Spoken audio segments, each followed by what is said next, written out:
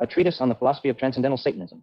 Transcendental Satanism, as articulated by its founder Matt the Lord Zane, is a personalized religion and philosophical system centered on the principles of spiritual evolution and radical self-creation. The system posits a universe defined by a cosmic struggle not between good and evil, but between individuating consciousness and the static conformity of the natural order. This treatise provides a scholarly analysis of this system's internal logic, core tenets, and ultimate goals, drawing exclusively upon the doctrines presented in the foundational texts, Transcendental Satanism, Doctrines of the Infernal Process. Our objective is not to validate or contest its claims, but to examine the coherence and structure of the philosophy as presented. The experiential origins of this philosophy are rooted in Zane's personal journey, which he describes as beginning with unique perceptual abilities in early childhood. This was followed by formative hallucinogenic experiences, culminating in a profound vision of a war in heaven. In this vision, he witnessed a dissident angel's transformation into Satan and his subsequent rebellion against God. This narrative was reinterpreted not as a warning of damnation, but as a parable of spiritual evolution, a call to create one's own beliefs in opposition to an externally imposed order. This collection of personal experiences and the insights derived from them form the basis of the infernal process. The codification of this process into a set of doctrines, statements, and practices constitutes the Word of Transcendental Satanism, framed as a spiritual map for followers to navigate their own evolution. This treatise will proceed by first examining the metaphysical underpinnings of this philosophy, then analyzing its core imperatives, foundational doctrines, and prescribed methodologies, before concluding with its eschatological vision of life, death, and immortality. 1.0 Metaphysical Foundations, the cosmic struggle for consciousness. To comprehend the praxis of transcendental Satanism, one must first understand its unique cosmology.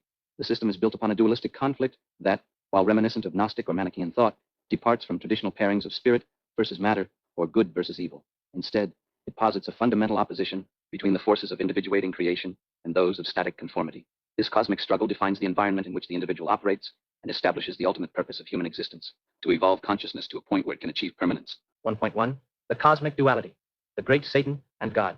Within this cosmology, the entity known as the great Satan is posited as the true father of humankind. His sole concern is the creation of more consciousness in the universe in direct opposition to the natural order. He is not, however, a figure to be worshipped or petitioned. The text explicitly states that prayer to the great Satan is useless, as his energy is too immense for direct interaction. His role is that of a progenitor who, at conception, gifted humanity with the potential for individuation and escape from the annihilation of the self upon death. In opposition to the great Satan stands the entity referred to as God. This is not an Abrahamic personal deity, but rather the impersonal force of the natural universe. God represents conformity, stasis, and the mechanical flow of the objective world. God's plan is to maintain the world's continuation by absorbing and eradicating all individual consciousness upon physical death.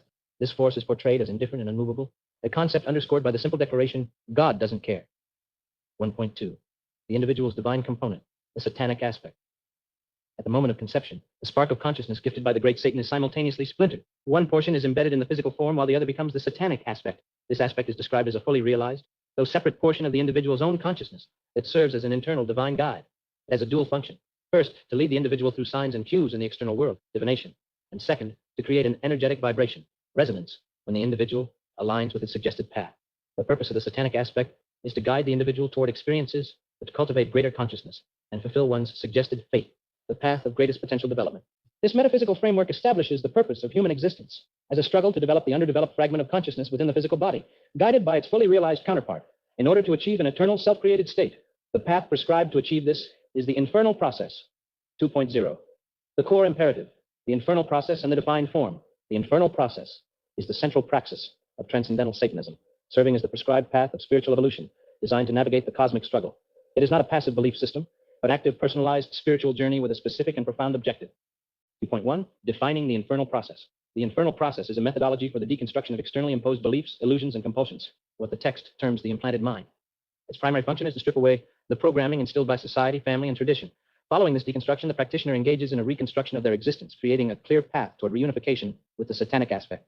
This journey requires complete devotion and is framed as the core of the religion itself, through which an individual shifts from being a product of external forces to becoming a self-creating entity. 2.2 The ultimate goal, the defined form. The end result of successfully navigating the infernal process is the creation of the defined form. This is the ultimate soteriological goal of the practitioner's life. The defined form is a self-created, powerful, and unique consciousness that has been forged for the gratification of desire and the exercise of will. It is described as being free from forced and manipulated compulsions and having acquired sufficient depth and power to exist beyond physical death. Achieving this state is the key to escaping annihilation by the natural universe and securing an eternal, individuated existence. The infernal process, therefore, is the bridge between the practitioner's current state and the ultimate goal of the defined form. This process is guided by a set of specific doctrines that constitute the Word. 3.0 Foundational Doctrines, the Word of Transcendental Satanism. To facilitate the infernal process, Transcendental Satanism provides a codified set of doctrines. These statements, beliefs, points, and goals constitute the Word, serving as a practical and philosophical framework for deconstructing the old self and achieving self-creation. They're intended not as bridge infallible laws, but as guidelines to strengthen will and gain focus. 3.1. The 15 statements of Transcendental Satanism. These statements function as the core behavioral and ethical mandates of the system. 1. Never deny lust. 2. Respect and follow desire. 3. Live without regret. 4. Relinquish given morality. 5. Use fear as a guide to pursue action. 6. Strive for continued advancement of mind and body. 7. Die rather than fail or submit. 8. Reject illusions created by words. 9. Live life through action. 10. Develop conscious discipline. 11. Take full responsibility for personal actions. 12. Always be aware of signs from the Satanic Aspect. 13. Seek all forms of power. 14. Renounce rigid existence when existence becomes an unconscious act. 15. Complete all that is begun. The commentary provided for these statements reveals a philosophy of radical self-reliance. Lust, statement #1, is framed as a soteriological imperative. It is the most powerful force within man, and acting upon it is a primary mechanism for gaining the consciousness needed to build the defined form. Fear, statement #5, is not an inhibitor but a guide. It is desire's shadow and points toward that which must be pursued to achieve mastery. The mandate to take full responsibility, statement #11, is critical as it removes the self from the mercy of others and frames life as a personal creation. 3.2. The 8 standard beliefs. These beliefs are the core axioms upon which the philosophy's metaphysics and practices are built. 1. Belief in the power of will and its ability to shape things within the subjective and objective realm according to personal predilections. 2. Belief in the gratification of all desire, which can only lead to greater consciousness. 3. Belief in the figurative or literal death of all who oppose personal will and action. 4. Belief in the spiritual evolution of the self. 5. Belief in the absent dimension from which all new dimensions are given birth. 6. Belief in the defined form which has the ability to exist beyond death. 7. Belief in the 6 gateways of advancement and the self-created gateway. 8. Belief in the Satanic Aspect. Central to these axioms is the absolute power of personal will to shape reality. The gratification of desire is reframed from a hedonistic act to a necessary mechanism for gaining consciousness. The system also internalizes conflict, mandating a radically hostile stance toward opposition. The commentary on belief #3 states that those who oppose one's will should be considered enemies who need to perish in any way possible. This axiom construes any obstacle to personal will as an existential threat, justifying a permanent state of war against any person or system perceived as inhibitive. 3.3. The 8 points of contemplation. These points present some of the more challenging philosophical stances of the system, designed to deconstruct conventional social conditioning. 1. People are not created equal. 2. Accepting and exploring the darkest nature of the self will fulfill the potential of existence. 3. The unbending belief in the word is necessary for advancement and well-being. 4. The denial of thoughts and words that reject the beliefs of the OTS is obligatory. 5. Rejoice in all things, especially situations that lead to suffering, because suffering is the greatest gift that yields strength. 6. The development of the imagination is the main faculty in preparation for death and the acquisition of power. 7. The understanding that darkness is a necessity for the existence and birth of all things. 8. Violence is sometimes required for understanding. This section directly confronts egalitarianism, stating that the idea of equality is an absurd notion. More significantly, it reframes suffering not as a negative experience to be avoided, but as a blessing and a gift that, when overcome, is the primary source of strength. This functions as a form of spiritual ascesis, a Nietzschean instrumentalization of hardship, where suffering is valued not in itself, but for the power it produces. 3.4. The 7 primary goals. These goals articulate the collective ambition of the philosophy, moving from individual attainment to the creation of a new social order. 1. To create a separate consciousness of the defined self, distinct from the mass consciousness. 2. To bring about self-created individuals who function separately from the uninitiated masses, yet still from the inside of what he or she is separate from. 3. To bring about a new outer society held together not by ethnic background or geography, but by shared belief and dedication to the word. 4.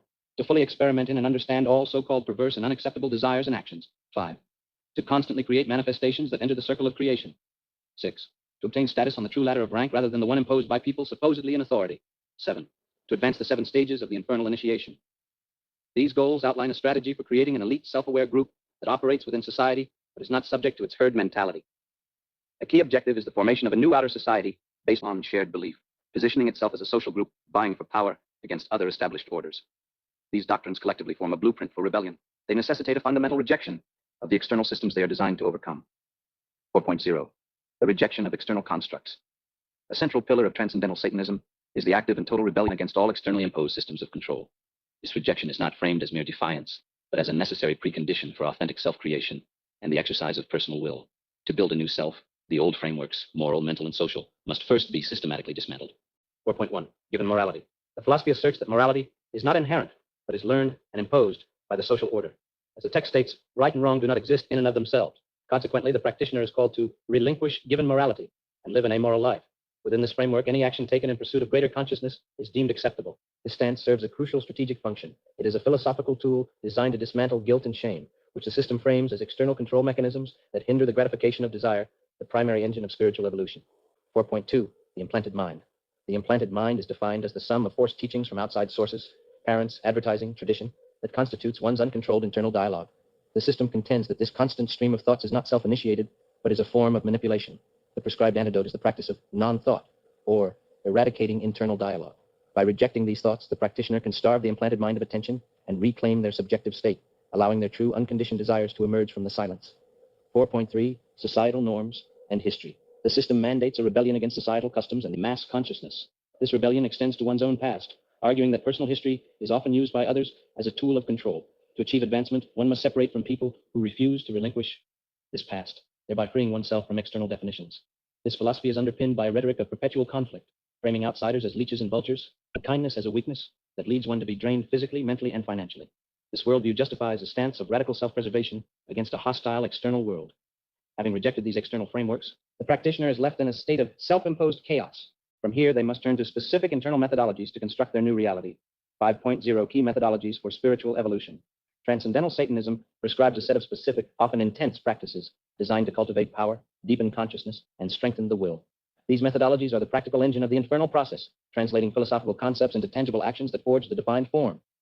5.1 Satanic Yoga. Satanic Yoga is a physical discipline presented as a method to unify mind and body. Its stated purpose is to release negative forces stored within the body's locks, strengthen the will, and achieve internal control without pharmaceuticals.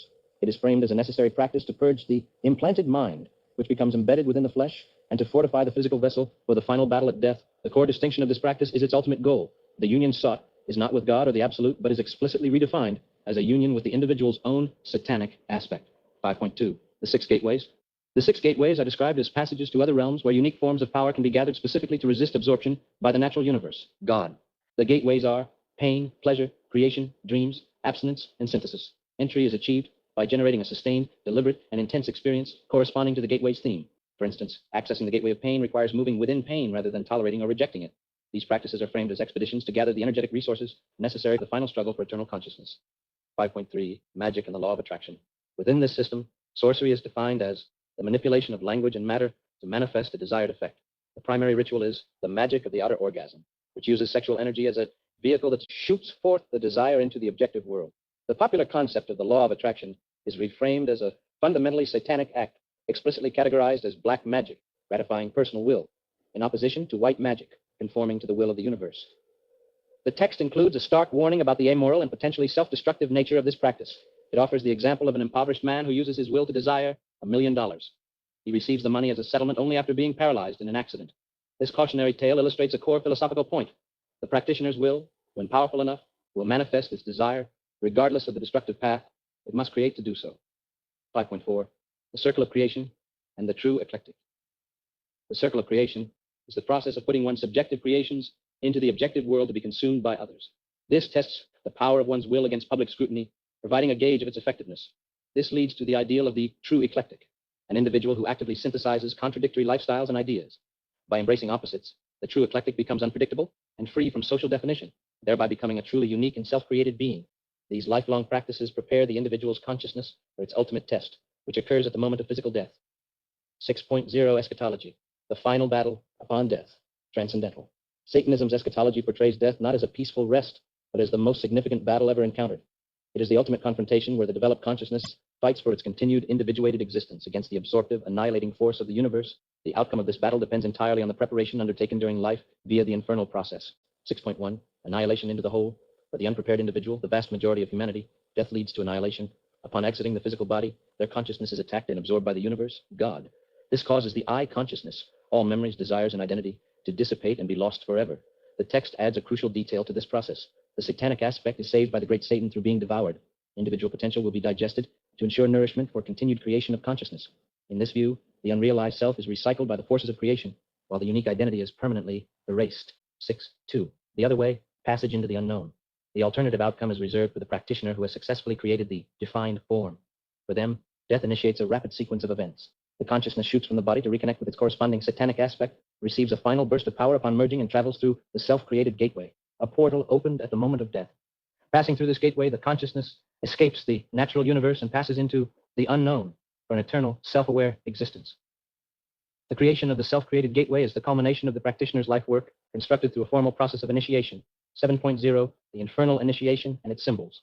To provide structure to the infernal process, Transcendental Satanism employs a formal 7-level initiation and a corresponding set of symbols. These elements function as a spiritual map, guiding the practitioner through a deliberate progression from initial awareness to the final act of creating their eternal self. 7.1, analysis of core symbols. The first 6 symbols correspond to the first 6 levels of initiation, each representing a key stage in the practitioner's spiritual evolution. Symbol. Philosophical significance. Rebirth represents the initial separation of the self from the unaware masses and the severing of connections to foreign influences and the natural universe. Second awareness signifies the ascension of the newly separated individual above the masses, achieving a new level of consciousness while maintaining a connection to assert will upon the objective world. Synthesized cultivation represents the conscious development of the self's 4 key aspects: body, desires, mind, will, by absorbing and personalizing external knowledge that resonates with the individual. Self-creation symbolizes rebellion against the conventional flow of time. The counterclockwise motion is in opposition to man's conception of the system that was inspired and dictated by nature, creating a unique path toward an undetermined destination. Focused will illustrates the application of will to both the objective world, defined, and the unknown, undefined, representing the willingness to use any practice, even contradictory ones, to achieve one's goals. Acquired power represents the attainment of a physically tuned vessel through the mastery of breathing, flexibility, and strengthening, integrating the 3 practices into a unified whole. 7.2, the 7 levels of the infernal initiation. The initiation maps a clear path of progression, moving from internal realization to external manifestation. 1. Level 1, rebirth, foundational intellectual engagement with the doctrines within a circle of creation. 2. Level 2, second awareness, creating physical manifestations of the word, for example, print materials, to make subjective ideas material. 3. Level 3, synthesized cultivation, personalizing the doctrines by synthesizing them with one's unique predilections to create an individualized practice. 4. Level 4, self-creation, developing the unique creation from level 3 and preparing it for public consumption. 5.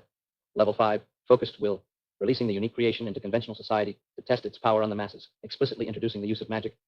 6. Level 6, acquired power, attaining a physically tuned vessel, and then undertaking an act of extreme mental and physical difficulty to unify all previous levels. 7. Level 7, Lord. The final stage is the creation of a secret personal symbol that represents the fully realized defined form. This 7th symbol, described as a circle with 4 arrows representing the levels of existence, contains the essence of the self and is used at the moment of death to open the self-created gateway. Its secrecy is paramount to preserve its power. This initiation serves as the ultimate synthesis of the philosophy's theory and practice, providing a structured methodology for achieving its final transcendent goal. Conclusion: a philosophy of radical self-deification, Transcendental Satanism, as analyzed in this treatise, presents itself as a comprehensive philosophical system dedicated to the absolute primacy of the individual will. It is founded on a metaphysical dualism where the great Satan champions the creation of consciousness against the static, absorptive force of the natural universe, or God. The ultimate purpose of human existence within this framework is not salvation or submission, but the evolution of consciousness to a point of godlike permanence capable of independent, eternal existence. The infernal process is the system's central mechanism for achieving this goal. It is a rigorous journey of rebellion against all external forces, metaphysical, social, and psychological, that seek to control and define the individual through the deconstruction of learned morality, the eradication of the implanted mind, and the application of specific methodologies like satanic yoga and sorcery. The practitioner endeavors to forge a defined form. This self-created soul, powerful and unique, is designed to withstand the battle of death, traverse the self-created gateway, and secure for itself an eternity in the unknown. It is, in its essence, a philosophy of radical self-deification.